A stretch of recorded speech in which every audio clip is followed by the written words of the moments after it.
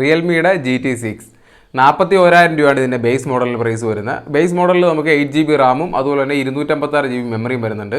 41,000 രൂപ പ്രൈസ് റേഞ്ചിൽ നമുക്ക് വേറെ ഇഷ്ടംപോലെ ഫോണുകൾ അവൈലബിൾ ആണ്. ആ ഫോണുകളായിട്ട് കമ്പയർ ചെയ്യുമ്പോൾ നമുക്ക് ഈ ഫോണിൻ്റെ ഗുണങ്ങളും അതുപോലെ തന്നെ ദോഷങ്ങളും എന്തൊക്കെയാണെന്ന് നോക്കാം. അത്യാവശ്യം വലിയൊരു ഫോണാണ്. നമുക്ക് സിംഗിൾ ഹാൻഡായിട്ട് യൂസ് ചെയ്യാനൊക്കെ ഇച്ചിരി ബുദ്ധിമുട്ടുണ്ടായിരിക്കും. 199 ഗ്രാമാണ് ഫോണിൻ്റെ വെയിറ്റ് വരുന്നത്. ഫോണിൻ്റെ തിക്നെസ് നോക്കാനാണെന്നുണ്ടെങ്കിൽ 8.6 mm ആണ് തിക്നെസ് വരുന്നത്. 5500 mAh ആണ് ഫോണിൽ ബാറ്ററി വരുന്നത്. അതുപോലെ തന്നെ 120 വാട്ടിൻ്റെ ഫാസ്റ്റ് ചാർജർ ഫോണിൽ വരുന്നുണ്ട്. ഈ ഫോണിൻ്റെ ഏറ്റവും വലിയ പോസിറ്റീവ് എന്ന് പറയുന്നത് ഇതിൻ്റെ പ്രോസസ്സർ തന്നെയാണ്. ഞാൻ നേരത്തെ പറഞ്ഞ പോലെ സ്നാപ്ഡ്രാഗൻ്റെ 8S Gen 3 എന്ന് പറഞ്ഞ പ്രോസസ്സറാണ് വരുന്നത്. ആൻഡ്രോയിഡ് സ്കോർ നോക്കാനാണെന്നുണ്ടെങ്കിൽ 15 ലക്ഷത്തിന് മുകളിലാണ് ആൻഡ്രോയിഡ് സ്കോർ വരുന്നത്. ആ ഒരു പ്രൈസ് റേഞ്ചിൽ സാധാരണ കിട്ടുന്ന 8S Gen 2 ഒക്കെ കിട്ടുന്നുണ്ട്. പക്ഷേ ആ ഒരു പ്രോസറോട് കമ്പയർ ചെയ്യുമ്പോഴത്തേക്ക് ഇതിൻ്റെ ഒരു ഗുണമെന്ന് പറയുന്നത് ഇതിനകത്ത് ഹീറ്റിങ്ങിൻ്റെ ഇഷ്യൂ തീരെ കുറവാണെന്നുള്ളതാണ്. ഇല്ലയെന്നല്ല, തീരെ കുറവാണ്. അതായത് കമ്പയർ ചെയ്യുമ്പോൾ 8S Gen 2 ആയിട്ട് കമ്പയർ ചെയ്യുമ്പോഴത്തേക്കും അത്യാവശ്യം നല്ല രീതിയിൽ, അതായത് ഹെവി ആയിട്ട് ഗെയിം കളിച്ചാൽ മാത്രമേ ഒരു ഹീറ്റിംഗ് നമുക്ക് ഫീൽ ചെയ്യുള്ളൂ. അല്ലാതെ നോർമലായിട്ടുള്ള ഗെയിമിങ്ങിലോ ഹെവി യൂസിലോ നമുക്ക് യാതൊരു തരത്തിലുള്ള ഹീറ്റിംഗ് ഒന്നും ഫീൽ ചെയ്യില്ല. അതുപോലെ തന്നെ ഫോൺ യൂസ് ചെയ്യുമ്പോൾ ഷട്ടർ ലാഗുകളോ അങ്ങനെയുള്ള ഒരു ഇഷ്യൂസും ഇല്ല. നമുക്ക് നല്ല ബാറ്ററി സ്മൂത്തായിട്ട് യൂസ് ചെയ്യാൻ പറ്റും. പിന്നെ ഈ ഫോണിൻ്റെ ഡിസ്പ്ലേ മേ ബി എല്ലാവർക്കും ഒരേപോലെ ആയിരിക്കില്ല.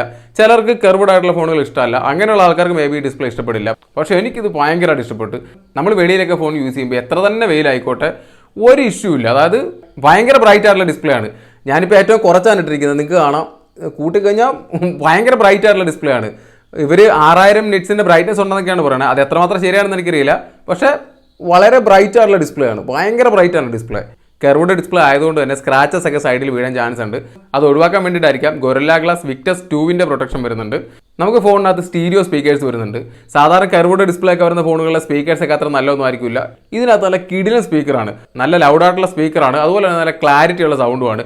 ഞാൻ കൂടുതൽ ഫോൺ യൂസ് ചെയ്യുന്ന വീഡിയോസ് കാണാൻ വേണ്ടിയാണ്. അപ്പോൾ വീഡിയോ കാണണമെന്നുണ്ടെങ്കിൽ നല്ല ഡിസ്പ്ലേ വേണം, അതുപോലെ തന്നെ നല്ല സ്പീക്കർ വേണം. അത് രണ്ടും ഒഴിച്ചുകൂടാൻ പറ്റുന്ന സാധനമാണ്. ആ രണ്ടും ഇതിനുണ്ട്. പിന്നെ ഇതിനകത്ത് 5500 mAh ബാറ്ററി വരുന്നുണ്ട്. അതിപ്പോൾ കോമൺ ആയിട്ട് എല്ലാത്തിലും 5500 mAh ബാറ്ററി വരുന്നുണ്ട്.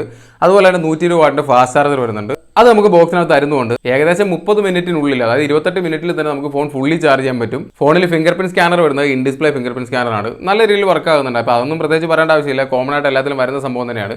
പക്ഷേ അത് നല്ല ആക്യുറേറ്റ് ആയിട്ട് വർക്ക് ചെയ്യുന്നുണ്ട്. മറ്റുള്ള റിയൽമി ഫോണുകളായിട്ട് കമ്പയർ ചെയ്യുമ്പോഴത്തേക്കും എനിക്ക് ഈ ഫോണിനകത്ത് ഒരു സർപ്രൈസ് ആയിട്ട് തോന്നിയത് ഇതിന്റെ ക്യാമറയാണ്. ഞാൻ ഒരിക്കലും റിയൽമിയുടെ ഭാഗത്ത് നിന്ന് ഇത്ര നല്ലൊരു ക്യാമറ കിട്ടുമെന്ന് പ്രതീക്ഷിച്ചില്ല. മെയിൻ സെൻസർ വരുന്നത് 50 MP ആണ്. അതുപോലെ തന്നെ 50 MP ഒരു ടെലിഫോട്ടോ ലെൻസ് വരുന്നുണ്ട്. പിന്നെ 8 MP ഒരു അൾട്രാ വൈഡ് ആംഗിൾ ലെൻസ് വരുന്നുണ്ട്. നിങ്ങൾക്ക് ഈ ഫോട്ടോസ് കണ്ടാൽ മനസ്സിലാവും, നല്ല ബ്രൈറ്റ് ആയിട്ടുള്ള ഫോട്ടോസാണ്. അതായത് നല്ല വൈബ്രന്റ് ആയിട്ടുള്ള ഫോട്ടോസാണ്. ബാക്ക് സൈഡ് ഒക്കെ നല്ല രീതിയിൽ ബ്ലർ ആയിട്ടുള്ള നല്ല കിടിലൻ ഫോട്ടോസാണ് വരുന്നത്. നല്ല ബ്രൈറ്റ് ആയിട്ടുള്ള ഫോട്ടോസാണ്. നമ്മൾ സാംസങ് ഫോണുകൾ എടുക്കുന്ന പോലത്തെ ഫോട്ടോസാണ്. അതുപോലെ തന്നെ ഈ തുമ്പിയുടെ ഫോട്ടോ കണ്ടോ, അതിൻ്റെ ഡീറ്റെയിലിംഗ് കാര്യങ്ങളൊക്കെ ഉണ്ടോ. ഈ ഒരു പ്രൈസ് റേഞ്ചിൽ വരുന്ന ഈ ഒരു ഫോണിൽ ഇത്ര നല്ല രീതിയിൽ ഫോട്ടോ എടുക്കാൻ പറ്റുന്നുണ്ട്. റിയൽമിയുടെ ഫോണിൽ ഒരിക്കലും ഇത്ര നല്ല ഫോട്ടോസ് കിട്ടുമെന്ന് ഞാൻ പ്രതീക്ഷിച്ചിട്ടില്ല. ഇനി സെൽഫി ക്യാമറ നോക്കുകയാണെന്നുണ്ടെങ്കിൽ കുറച്ച് നമ്മളെ വെളുപ്പിക്കുന്ന രീതിയിലുള്ള ഫോട്ടോസൊക്കെയാണ് വരുന്നത്. പക്ഷേ നമ്മുടെ ഡീറ്റെയിലും കാര്യങ്ങളൊക്കെ കിടലായിട്ട് കിട്ടുന്നുണ്ട്. അതിൻ്റെ നരച്ച മുടിയെ കാണാൻ പറ്റുന്നുണ്ട്. നല്ല ബ്രൈറ്റ് ആയിട്ടുള്ള ഫോട്ടോ ആണ് കിട്ടുന്നത്. ഈ ഒരു പ്രൈസ് റേഞ്ചിൽ വരുന്ന മറ്റെല്ലാ ഫോണുകളോട് കമ്പയർ ചെയ്യുമ്പോഴത്തേക്കും അതിനോട് കിടപിടിക്കുന്ന എല്ലാ ഫോണുകളോടും കിടപിടിക്കാൻ പറ്റിയ നല്ലൊരു ക്യാമറയാണ്. അതുപോലെ തന്നെ IP65 വാട്ടർ റെസിസ്റ്റന്റ് ആണ്. മേ ബി അതിൻ്റെ അകത്ത് IP68 കൊടുക്കാമായിരുന്നു. അത് വേണമെങ്കിൽ നെഗറ്റീവ് ആണെന്ന് പറയാം. അത് നെഗറ്റീവ് അല്ല, IP65 മോശമാണെന്നല്ല. ഈ ഒരു പ്രൈസ് റേഞ്ചിൽ മോട്ടറോളൊക്കെ IP68 കൊടുക്കുന്നുണ്ട്. അപ്പോൾ വേണമെങ്കിൽ ഇതിലും IP68 കൊടുക്കാമായിരുന്നു. എനിക്ക് ഈ ഫോണിൽ പോസിറ്റീവ് ആയിട്ടുള്ള കാര്യങ്ങൾ മാത്രമേ കാണാൻ പറ്റിയിട്ടുള്ളൂ. വേറെ ഒന്നുമല്ല, ഒരു ഫോണിൽ നമുക്ക് എന്തൊക്കെയാണ് വേണ്ടത്. നല്ല കിടിലനായിട്ടുള്ള ഡിസ്പ്ലേ ഉണ്ട്. അതുപോലെ തന്നെ നല്ല സ്റ്റീരിയോ സ്പീക്കേഴ്സ് വരുന്നുണ്ട്. പിന്നെ ക്യാമറ നോക്കാനാണെന്നുണ്ടെങ്കിൽ നല്ലൊരു ക്യാമറ വരുന്നുണ്ട്.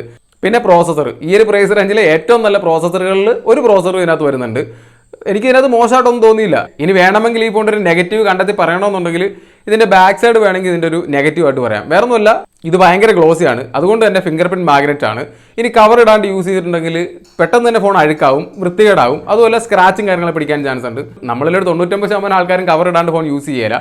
അതുകൊണ്ട് തന്നെ എത്രമാത്രം നെഗറ്റീവ് എന്ന് പറയാൻ പറ്റില്ല. വേണമെങ്കിൽ പറയാന്നേ ഉള്ളൂ.